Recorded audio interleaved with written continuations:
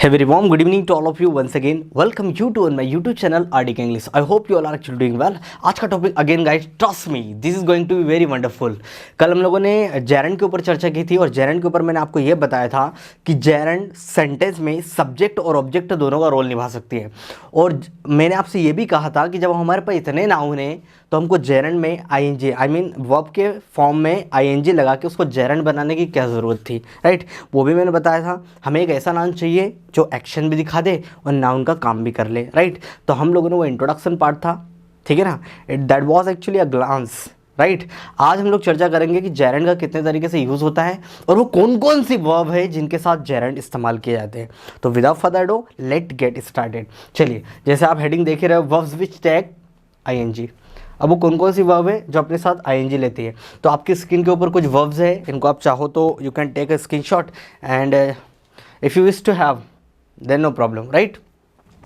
चलिए, तो हमारे पास ये कुछ वर्ब हैं जैसे like, love, imagine, remember, detest, enjoy, suggest, avoid, fancy, hate, begin, start, dislike, admit, finish, stop. ये तमाम प्रकार की वर्ब अपने साथ दोनों वेरिएशन ले सकती है. टू प्लस वर्ब का फर्स्ट फॉर्म या फिर आईएनजी, दोनों ही वेरिएशन पॉसिबल है. अभी यहाँ पर हम लोग आईएनजी की चर्चा कर रहे हैं और अगर आईएनजी लगेगा तो उसका मतलब क्या होगा ये भी मैं आपको बताऊंगा. कुछ वर्ब्स इसमें ऐसा है जिनके साथ वर्ब का फर्स्ट फॉर्म लगने से, मतलब टू प्लस V1 नहीं, वर्ब का फर्स्ट फॉर्म लगने से मीनिंग कुछ और होता है, आईएनजी लगने से मीनिंग कुछ और होता है, राइट. तो चलिए देखते हैं, वन बाय वन शुरू करते हैं. और इसमें और ये सारी वर्ब्स हैं, हाँ, यहाँ पर ख़त्म हो रही है सारी वर्ब्स. इसमें वर्ब ऑफ सेंसेशनल भी है, see, hear, advice, notice, smell, command, watch, find. ये सारी वर्ब भी हम लोग इनके साथ क्या रखते हैं भैया, आईएनजी रखते हैं. और यहाँ पर भी देख लो और कुछ वर्ब्स है, मतलब टोटल वर्ब्स लगभग जो बार बार फ्रिक्वेंटली आती ना उनको मैंने लिख ही लिया है इसमें. कांट हेल्प, यह एक इडियोमेटिक एक्सप्रेशन है. कांट हेल्प, कुडंट हेल्प, ठीक है ना. Can't stand, involve, put off, postpone, feel वगैरह वगैरह etc. आप पढ़ लेना, कोई दिक्कत नहीं, ठीक है. चलिए, इन तमाम प्रकार के शब्दों से किस तरीके से सेंटेंस बनते हैं और आईएनजी कैसे लगाना है, कहाँ लगाना है और क्या मीनिंग निकलेगा और वो आईएनजी फॉर्म काम क्या करेगा. याद रखना, इन वर्ब के साथ जो आईएनजी फॉर्म रहता है वो सेंटेंस के अंदर किसका काम करेगा भैया, ऑब्जेक्ट का काम कर सकता है या फिर सब्जेक्ट का काम कर सकता है. क्यों, हमें एक ऐसा शब्द चाहिए जो सेंटेंस के अंदर एक्शन भी दिखा दे और नाउन का काम भी कर ले. Is that clear. इसलिए हमको जेरेंड को नाउन बनाने की ज़रूरत पड़ी है. आई होप मेरा पॉइंट आपको क्लियर हो गया होगा. चलिए समझने की कोशिश करते हैं. मैंने बोला आई लाइक सिंगिंग, मुझे गाना पसंद है, बट सी हैट्स डांसिंग, उसे नाचने से नफरत है, उसको नाचना पसंद नहीं है या उसको नाचने से नफरत है. अब यहाँ पर सब्जेक्ट, वर्ब और ये उसके ऑब्जेक्टिव केस में आया, जेरेंड ऑब्जेक्ट का काम कर रहा है. सी हैट्स डांसिंग, हेड आपकी वर्ब होती है, ये आपका सब्जेक्ट होता है, ये ऑब्जेक्टिव केस में आया. तो यहाँ पर आईएनजी किसके तौर पे काम कर रहा है भैया, ऑब्जेक्ट के तौर पे काम कर रहा है. आई होप मेरा पॉइंट आपको क्लियर हो गया होगा, ठीक है ना. और देख लेते हैं, सी एंजॉयज कुकिंग फूड. अब यहाँ पर कुकिंग क्या है, देखो यहाँ पर दो चीज़ रहेगी, याद रखना. यहाँ पर दो चीज़ रहेगी, यहाँ पर जेरेंड भी रहेंगे और पार्टिसिपल भी रहेंगे. पार्टिसिपल का मैंने सेपरेट वीडियो बनाया, उसको और अच्छे से समझा दूंगा. लेकिन ये जो प्रेजेंट पार्टिसिपल होता है, ये भी आईएनजी की तरह ही यूज़ होता है, मतलब आईएनजी ही फॉर्म में यूज़ होता है, लेकिन काम दूसरा करता है. अब इस सेंटेंस में देखो, मैंने कहा सी एंजॉयज कुकिंग फूड, है ना. अगर ये वर्ब का अगर इंडिविजुअली देखें, ये पूरी वर्ब, ये जो वर्ब है इसका पूरा का पूरा ये क्या है, ऑब्जेक्ट है. अगर इसको तोड़ के देखें तो ये नाउन हो जाए और नाउन को जो मॉडिफाई करे वो क्या हो जाता है, एडजेक्टिव की तरह रोल निभाता है. तो ये एडजेक्टिव की तरह रोल निभा रहा है तो इसको हम बोल सकते हैं प्रेजेंट पार्टिसिपल. लेकिन अगर देखें इंडिविजुअली तो ये दोनों मिलकर क्या कर रहा है, इस एंजॉय का क्या भैया, ऑब्जेक्ट के रूप में काम कर रहा है, राइट. तो दोनों ही यहाँ पर दोनों ही चीज़ रहेगी. इसका मैंने सेपरेट वीडियो बनाया है, तीनों को समझाया, present participle, past participle, future perfect participle, right. देखो आगे, but Ram fancies eating food. Ram को खाना खाना पसंद है, ठीक है ना. किसका काम कर रहा है, ऑब्जेक्ट का काम कर रहा है. इधर एवरीवन डिनाइड, सभी ने मना कर दिया, क्या करने से, सीइंग द रोबरी, मतलब जो डकैती हुई है उसको देखने से सभी ने मना कर दिया कि भाई हमने कुछ नहीं देखा. Everyone denied seeing the robbery. Robbery क्या होती है, डकैती. नाउन है, और उसको जो मॉडिफाई करे वो क्या हो जाएगा, एडजेक्टिव। लेकिन ये दोनों ही मिलके क्या कर रहे हैं, इस वर्ब का ऑब्जेक्ट का काम कर रहे हैं। लेकिन अगर तोड़ के देखें तो ये एडजेक्टिव निकलेगा, वो क्या निकलेगा, आपका नाउन निकलेगा। लेकिन इसका ऑब्जेक्ट के रूप में देखें तो gerund as a noun. I don't mind talking to you, भाई मुझे तुमसे बात करने में कोई दिक्कत नहीं है। माइंड यहाँ पर देखना है, ये जो शब्द है माइंड, ये एक वर्ब भी है। एक तो वो होता है मन, आज मेरा मन कर रहा है कि मैं चाय पी लूँ, आज मेरा मन कर रहा है कि मैं पिज़्ज़ा खा लूँ, राइट। ये एक आपका मन होता है, वो मन, ठीक है ना। और दूसरा इसका मतलब होता है किसी चीज़ को, किसी विचार को, किसी थॉट्स को दिमाग में रखना, ठीक है ना। दिक्कत होने के तौर पे, राइट, दिक्कत होना ना होने के तौर पे हम लोग इसका इस्तेमाल करते हैं। जैसे आई डोंट माइंड मेकिंग वीडियोज़, मुझे वीडियो बनाने में कोई दिक्कत नहीं है। तो माइंड के साथ याद रखना जेरंड रखे जाते हैं नाउन के तौर पे ऑब्जेक्टिव केस में, नाउन के तौर पे ऑब्जेक्टिव केस में माइंड के साथ भी क्या रखे जाते हैं, जेरंड रखे जाते हैं। I don't mind going there, मुझे वहाँ जाने में दिक्कत नहीं है। I don't mind getting marriage, मुझे शादी करने में कोई दिक्कत नहीं है। शी डजंट माइंड स्पीकिंग, उसे बोलने में कोई दिक्कत नहीं है। You don't mind making videos, तुम्हें वीडियोज़ बनाने में कोई दिक्कत नहीं है। तो याद रखना दिक्कत नहीं होना, ठीक है ना, उसके लिए हम लोग इसको इस्तेमाल करते हैं। She doesn't mind helping the poor, उसको गरीबों की मदद करने में कोई दिक्कत नहीं है, कोई टेंशन नहीं है, वो बिल्कुल कर देती है। तो आई होप आपको समझ में आया होगा कि भाई ये सारी वर्ब है जिनके साथ हम लोग आईएनजी रखते हैं, राइट। चलो आगे बढ़ते हैं और देखते हैं कुछ एग्जाम्पल। बहुत सारे एग्जाम्पल लिखे मैंने ताकि तुमको बेहतरीन तरीके से चीज़ें समझ में आ जाए। राज अवॉइड्स आर्ग्यूइंग विद टीचर, राज भैया टाल देता है, बिल्कुल दूर हटता है उन चीज़ों से, टीचरों से बहस करना एकदम टालता है। अवॉइड के साथ भी क्या लिखे जाते हैं भैया, आईएनजी लिखे जाते हैं। क्या लिखे जाते हैं, ING. I avoid going there, मैं वहाँ जाने से बचता हूँ। आई अवॉइड गोइंग देयर, मैं वहाँ जाने से बचता हूँ। I avoid talking to the people, I avoid wasting my time, मैं अपना समय बर्बाद करने से बचता हूँ। तो ऐसी कंडीशन में भी आप क्या लगाओगे, जेरेंड का इस्तेमाल किया जाएगा ये वर्ब के ऑब्जेक्टिव केस के लिए, राइट। एंड मोर एग्जाम्पल देख लेते हैं, और कुछ एग्जाम्पल देख लेते हैं। अब देखो मैंने आपको बोला था कुछ वर्ब्स ऐसी भी है उस लिस्ट में जिनमें आईएनजी लगने से मीनिंग कुछ और होता है, और वर्ब का फर्स्ट फॉर्म मतलब बेयर इन्फिनिटिव लगाने से मीनिंग कुछ और होता है। तो उन्हीं में से कुछ वर्ब होती है, एक होती है फॉरगेट होती है आपकी, क्या होती है, फॉरगेट, और दूसरी क्या होती है आपकी, रिमेंबर, ठीक है ना। अब यहाँ पर समझ लेते हैं रिमेंबर और फॉरगेट का यूज़ कैसे करेंगे, इनका मीनिंग क्या निकलेगा। देखो रिमेंबर जो फॉरगेट होता है, जैसे मैंने कहा आई रिमेंबर गोइंग देयर, हाँ मुझे वहाँ जाना याद है। आई रिमेंबर गो देयर, हाँ मुझे वहाँ जाना याद है। तो सर अंतर क्या है, दोनों का मीनिंग तो सेम है। अंतर है मेरे भाई, बस वही अंतर को समझना है। ये दो सेंटेंस का मीनिंग कुछ और निकलेगा, फर्स्ट फॉर्म रखने से मीनिंग कुछ और निकलेगा, आईएनजी रखने से मीनिंग कुछ और निकलेगा। सर अब बताएं कौन सा मीनिंग निकलेगा। देखो जब मैं कहता हूँ आई रिमेंबर गोइंग देयर, क्या बोलता हूँ मैं, आई रिमेंबर गोइंग देयर, हाँ मुझे वहाँ जाना याद है, तो ये दिखाता है दोस्तों पास्ट को, किसको दिखाता है, पास्ट को। और ये किसको दिखाता है, फ्यूचर को। ये अंतर है। सर कैसे, कि तुझे याद है अपन पचमढ़ी गए थे, अरे यार वहाँ जाना मैं कैसे भूल सकता हूँ, हाँ मुझे वहाँ जाना याद है, हाँ मुझे वहाँ जाना याद है। वहाँ पर घूमना, ठीक है ना, वहाँ पर चाय पीना, ठीक है ना, गुफा में घूमना, ठीक है ना, एंजॉय करना, ये सब कुछ मुझे याद है। तो कहीं ना कहीं पास्ट की बात हो रही, पास्ट में आपने कोई एक्शन किया होगा, है ना, कुछ किया होगा, और वही आप अभी क्या बता रहे हो प्रेजेंट में कि वहाँ जाना आपको याद है। और ये वाला जो होता है, जब मैं बोलता हूँ आई रिमेंबर गो देयर, तो मैंने बोला आई रिमेंबर गो देयर, मुझे वहाँ जाना याद है। सर ये पास्ट, ये फ्यूचर कैसा हुआ भैया, बिल भरना है, हाँ कल बिल भरना है, अरे हाँ बिल भरना मुझे याद है। I remember fill the, I remember pay the bill, I remember pay the bill, मुझे बिल भरना याद है। तो कहीं ना कहीं ये एक्शन कहाँ होगा, फ्यूचर में होगा। और याद है मतलब क्या करना याद है, बिल को भरना आपको याद है। और बिल कब भरना है, हो सकता है कल भरना हो सकता है 2 घंटे बाद भरना हो। तो ये कहीं ना कहीं किसको डिनोट कर रहा है भैया, फ्यूचर को डिनोट कर रहा है। तो याद रखना रिमेंबर उन वर्ब में से एक वर्ब है जिनमें से एक फॉरगेट भी आती है। आप फॉरगेट गोइंग देयर, मैं वहाँ जाना भूल गया, है ना। अब क्यों भूल गया, कि वहाँ पे आपने एंजॉय किया था वो सब भूल गया। तो उन्हीं वर्ब में से ये वर्ब है रिमेंबर, और आपकी ये होती है आपकी फॉरगेट, जिसका मीनिंग आईएनजी रखने से कुछ और होता है और फर्स्ट फॉर्म रखने से कुछ और होता है।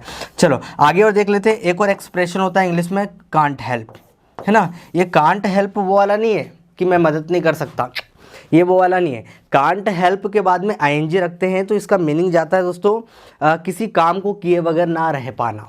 I would repeat my word, किसी काम को किए बगैर ना रह पाना, उसके लिए हम लोग कांट हेल्प का इस्तेमाल करते हैं। जैसे I can't help helping you, मैं तुम्हारी मदद किए बगैर रह नहीं सकता। I can't help talking to you, मैं तुमसे बात किए बगैर नहीं रह नहीं सकता। I can't help making videos, मैं वीडियोज़ बनाए बगैर नहीं रह सकता। आई कांट हेल्प डांसिंग, मैं डांस किए बगैर नहीं रह सकता। ही कांट हेल्प लाइंग, वो झूठ बोले बगैर नहीं रह सकता। तो जब भी ऐसे एक्सप्रेशन आते हैं तो हम लोग वहाँ पे क्या यूज़ करते हैं, कांट हेल्प वर्ब में आएंगी, और इधर भी क्या लगाते हैं, जेरेंड का इस्तेमाल करते हैं। राइट, किसका इस्तेमाल करते हैं भैया, जेरेंड का इस्तेमाल करते हैं।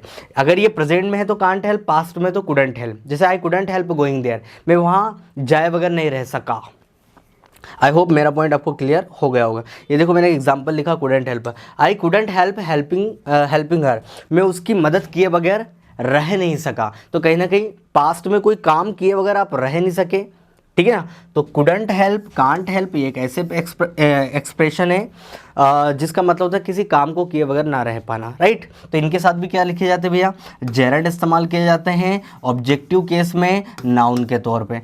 आगे देखते हैं, hello stop dreaming start writing, सपने देखना बंद करो लिखना शुरू करो। स्टॉप टॉकिंग स्टार्ट लर्निंग, बात करना बंद करो लिखना शुरू करो। स्टार्ट राइटिंग लेटर, पत्र लिखना शुरू करो। स्टार्ट स्पीकिंग, बोलना शुरू करो। Stop talking to each other, एक दूसरे से बात करना बंद करो। ये आपने एक्सप्रेशन सुने होंगे, ये सेंटेंस अक्सर बोलते होंगे आप। Stop dreaming, stop dreaming. अगर मैं बोलता हूँ स्टॉप ड्रीम, सपना बंद कर दो ना, सपना देखना बंद करो, मुझे यहाँ पर आईएनजी चाहिए, और आईएनजी लगा के मैं उसको क्या बना सकता हूँ, ऑब्जेक्ट। ये आपकी वर्ब है, और वर्ब के क्या होते हैं, ऑब्जेक्ट। और ऑब्जेक्ट कौन बनते हैं भैया, रामबाण याद आ रहा है, नाउन प्रोनाउन।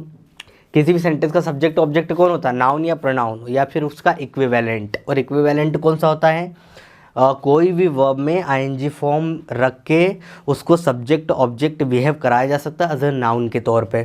आई होप मेरा पॉइंट आपको क्लियर हो गया। और क्यों कराया जा सकता है, ताकि ये नाउन एक्शन भी दिखा दे और नाउन का काम भी कर जाए, ठीक है। तो स्टॉप ड्रीमिंग, सपने देखना बंद करो, सपने बंद मत करो, सपने देखना बंद करो, एंड स्टार्ट वर्किंग, और काम करना शुरू करो। इधर देखो, स्टार्ट स्पीकिंग एंड स्टॉप ब्लेदरिंग, बोलना शुरू करो बकबक करना बंद करो। ब्लेदर क्या होता है, बकबक करना। हेलो भैया स्टॉप स्पीकिंग, सॉरी स्टार्ट लिखा है वो, हाँ स्टार्ट स्पीकिंग, बोलना शुरू करो। स्टॉप ब्लेदरिंग, बकबक करना बंद करो। और भी expression, she doesn't want to risk robbing the bank, यहाँ पर ये सब देख रहे हैं आप, स्टार्ट, स्टॉप, कुडंट हेल्प, ये सारी वर्ब ऑलरेडी मैं शुरू में बता चुका हूँ। इन सबसे मैं बता रहा हूँ सेंटेंसेस, और आपको मैं ये बता रहा हूँ कि इनके साथ किस तरीके से आईएनजी रखे जाते हैं और इनका मीनिंग क्या होता है। यहाँ पर देखो एक शब्द और हम लोगों ने देखा था, रिस्क। रिस्क के साथ भी आईएनजी रखा जाता है, राइट। जैसे मैंने कहा she doesn't want to risk, वह रिस्क नहीं लेना चाहती। She doesn't want to risk, वह रिस्क नहीं लेना चाहती। रॉबिंग द बैंक, बैंक लूटने का रिस्क नहीं लेना चाहती। I don't want to risk talking to you, मैं तुमसे बात करने का रिस्क नहीं लेना चाहता। She doesn't want to risk making videos, मैं वीडियो बनाने का रिस्क नहीं लेना चाहता। तो रिस्क के साथ भी क्या रखा जाएगा भैया, जेरेंड का इस्तेमाल किया जाएगा आईएनजी। अब उसको अगर तोड़ के देखें तो एडजेक्टिव, और अगर इंडिविजुअली देखें कॉम्बिनेशन है ना, तो वो एक प्रकार से ऑब्जेक्ट का काम कर रहा है, राइट। चलिए कुछ और एग्जांपल मैंने लिखे हैं, ये वर्ब अलग लिख दी मैंने, इनमें थोड़ा सा डिफरेंस है और कुछ भी नहीं है। देखो यहाँ पर एक शब्द है allow, continue, advise, keep, command, involve, delay, quite. इनमें से कुछ वर्ब ऐसी है जिनके साथ एक ऑब्जेक्ट रख सकते हैं। ऑब्जेक्ट रख के 2+B1 लगाते हैं। क्या लगाते हैं, ये उन वर्ब में से कुछ वर्ब, इनमें से कुछ वर्ब ऐसी है जिनके बाद पहले तो एक ऑब्जेक्ट रखा जाएगा, फिर 2+B1 रखा जाएगा। अगर ऑब्जेक्ट नहीं आएगा तो सीधा वर्ब में आईएनजी रख दो। आई वुड रिपीट, इनमें से कुछ वर्ब्स ऐसी है जिनके बाद एक ऑब्जेक्ट रखा जाएगा, ऑब्जेक्टिव केस, उसके बाद में 2+B1 रखा जाएगा। और अगर आपको ऑब्जेक्टिव केस नहीं रखना तो सीधा आईएनजी रख दो। सो उदाहरण के लिए मैंने बोला डॉक्टर एडवाइज्ड हिम, डॉक्टर ने उसे सलाह दी। यू ऑर्डर्ड मी, तुमने मुझे आदेश दिया, ठीक है ना। यू सजेस्टेड द प्लान, तुमने प्लान को सजेस्ट किया। सजेस्ट के साथ वैसे इंसानों वाला ऑब्जेक्ट नहीं आते, उसकी चर्चा हम लोग बाद में करेंगे। वो उसके साथ कई वेरिएशन, पैसिव वॉइस में आप टू लगा सकते हो। डॉक्टर एडवाइज्ड हिम, डॉक्टर ने उसे सलाह दी टू टेक टेबलेट्स, गोलियां लेने की क्या ली, दवाइयाँ लेने की क्या दी, डॉक्टर ने उसे सलाह दी। अगर मैं यहाँ से यह हिम को हटा दूं तो मैं सिर्फ आईएनजी से काम चला सकता हूँ। Doctor advise taking tablet, doctor ने सलाह दी दवाई लेने की। अब किसे सलाह दी वो लिखने की ज़रूरत नहीं, बस सिंपल सी बात है। अगर ऑब्जेक्टिव आए तो आप क्या लगा दो 2+V1, और नहीं आए तो सीधा आईएनजी लगा दो। कुछ ही वर्ब इसमें है, और इसके अलावा भी और भी बहुत सारी वर्ब देखो। इनमें से एक वर्ब और निकल के आती है, that is actually allow. Allow के साथ आईएनजी ही रखे जाते हैं, अलाउ के साथ ऑब्जेक्ट भी रख सकते हैं, जैसे he allowed me to go there. Allow के साथ भी अगर इंसान कोई ऑब्जेक्ट आप रख रहे हो तो उसके बाद में 2+V1 लगा सकते हो। He allowed me to go there, he allowed going there, ठीक है ना। दिस कोचिंग डजेंट अलाउ, ये कोचिंग अलाउ नहीं करती स्ट्रॉलिंग आउटसाइड, बाहर घूमना अलाउ नहीं करती भैया। This coaching doesn't allow strolling outside, यह कोचिंग बाहर घूमना, बाहर फालतू भटकना अलाउ नहीं करती। फिर देखो मैंने अब एक और इसमें कुछ एक्सप्रेशन आते हैं। कीप ऑन, आपने सुना होगा, इसका पास्ट हो जाता है केप्ट ऑन। इनके साथ भी हम लोग क्या रखते हैं, जेरेंड का प्रयोग करते हैं दोस्तों, राइट। ता रहता है, इसका मीनिंग क्या जाएगा, ता रहता है, किसी काम को करता रहता है। कोई बंदा किसी काम को करता रहता है, जैसे मैंने बोला वह बोलता रहता है, ही कीप्स ऑन स्पीकिंग, वह बोलता रहा, ही केप्ट ऑन स्पीकिंग, वह बात करता रहा, ही केप्ट ऑन टॉकिंग, मैं पानी पीता रहा, I kept on drinking water, ठीक है ना। मैं गाना गाता रहा, I kept on singing song, वह चाय बनाती रही, she kept on making tea, मैं चाय बनाता रहा, I kept on making tea, ठीक है ना। तो इस तरीके से ये प्रेजेंट होता है, और ये क्या होता है भैया, पास्ट। इसके साथ भी क्या रखा जाता है, जेरेंड का इस्तेमाल किया जाता है। आई होप मेरा पॉइंट आपको क्लियर हो गया होगा। आगे देखते हैं कुछ वो रहे इमेजिन और कंसिडर। इमेजिन और कंसिडर का मतलब होता है ऐसा आपके दिमाग में वो विचार आना, ऐसी आपकी इच्छा होना, ऐसे आपकी डिज़ायर होना। जैसे I imagine working with you, इनके साथ भी जेरेंड रखे जाते हैं। I imagine working with you, I consider working with you. एक दिन तो तुम्हारे साथ काम करूंगा भाई, मैं बोलते ना कभी कभार, एक दिन तो इस कंपनी में काम करूंगा, I imagine working in this company. एक दिन तो मैं गवर्नमेंट जॉब प्राप्त करूंगा, I imagine getting a government job. तो इनके साथ भी क्या रखे जाते हैं भैया, जेरेंड का इस्तेमाल किया जाता है, ये याद रखना। अब ये एक प्रकार से आपका मन में जो विचार चल रहे हैं और आप कुछ करना चाहते हो, है ना, ऐसा सपना देख रहे हो, वो उस पर्टिकुलर फील्ड में, उस पर्टिकुलर क्षेत्र में काम करने का सपना देख रहे हो, और आप ये कह रहे हो कि हाँ एक दिन तो मैं इसके साथ काम करूँगा। आई इमेजिन, आई कंसिडर, मैं ये विचार रखता हूँ, मैं ऐसी कल्पना करता हूँ मैं तुम्हारे साथ एक दिन काम करूँगा। I imagine working with you, right. Future quit, quit का मतलब होता है छोड़ देना। क्विट के साथ भी जेरेंड रखे जाते हैं, जैसे मैंने चिंता करना छोड़ दिया, I quite worrying about you, मैंने तुम्हारे बारे में या तुम्हारे लिए चिंता करना छोड़ दिया, तुम्हारे बारे में चिंता करना छोड़ दिया। I quite worrying about student, मैंने बच्चों के बारे में चिंता करना छोड़ दिया। I quite worrying about the job, मैंने जॉब के बारे में चिंता करना छोड़ दिया। तो ऐसा इसके साथ भी क्या रखते हुए जेरेंड का इस्तेमाल किया जाता है। एक शब्द और है इन्वॉल्व, इन्वॉल्व के साथ भी क्या रखे जाते हैं, जेरेंड रखे जा सकते हैं और रखे जाते हैं, राइट। मैंने कहा अब इन्वॉल्व का मतलब क्या होता है, देखो तुमने बोला भाई मुझे काम करना है, मैंने कि बिल्कुल काम करना है। ये याद रखना, ये जॉब में ना तुमको रात में काम करना पड़ सकता है, रात में ड्यूटी पे जाना पड़ सकता है, रात में तुमको देखभाली करना पड़ सकता है, रात में तुमको उन्हें मनाना पड़ सकता है। तो जब भी ऐसी कोई सिचुएशन आए तो वहाँ पर इन्वॉल्व का भी इस्तेमाल किया जा सकता है। कैसे, इन्वॉल्व का मतलब होता है उस पर्टिकुलर जॉब में ये सारी चीज़ें मिक्स है, मिक्स होना। जैसे this job involves working at night, तो इस जॉब में क्या सम्मिलित है, रात में काम करना सम्मिलित है। This job involves working at night, इस जॉब में रात में काम करना सम्मिलित। भैया उस जॉब में ना विदेश में जाना सम्मिलित है भाई, मतलब विदेश में जाना सम्मिलित मतलब विदेश में जाना पड़ सकता है। That job involves going abroad, that job involves going abroad, उस जॉब में विदेश जाना पड़ सकता है, ठीक है ना। तो आई होप मेरा पॉइंट आपको क्लियर हो गया होगा। चलिए, तो this was all about some verbs which take ING, और उनका मीनिंग क्या होगा, किस तरीके से इस्तेमाल कर सकते हैं, अपने स्पोकन के तौर पे कैसे इस्तेमाल कर सकते हैं, और एग्जाम पॉइंट ऑफ व्यू से अगर ये आती है। देखो 2+V1 और वर्ब में आईएनजी के साथ दोनों तो नहीं पूछेंगे, दोनों में से एक ही पूछा जाएगा, तो आपको इन वर्ब को ध्यान में रखना है। आई होप मेरा पॉइंट आपको क्लियर हो गया। If you have any doubt regarding to this chapter you can drop your comment in the comment box. तब तक के लिए till then keep practicing, have fun. जय हिंद एवरीवन।